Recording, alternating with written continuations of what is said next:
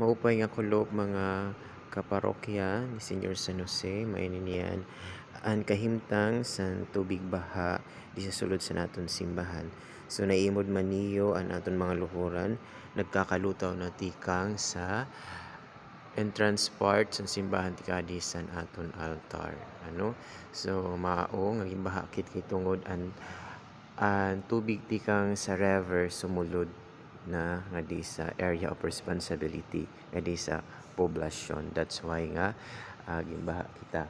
Ano? So naibod man niyo, ano, maito niyan ang kahitason sa tubig dili sulod sa naton simbahan.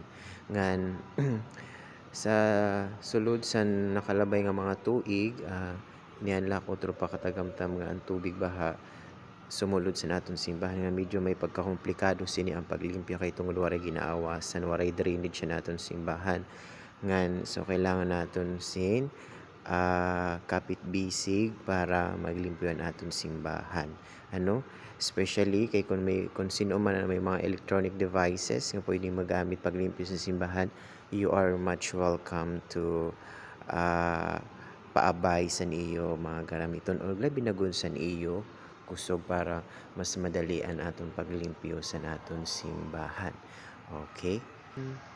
Ah, nanatagang kitsin kusog tungod sa iya kay nga tanan nga imposible nagiging posible kay tungod higara na kit san baha because katubig is full of water. Thank you.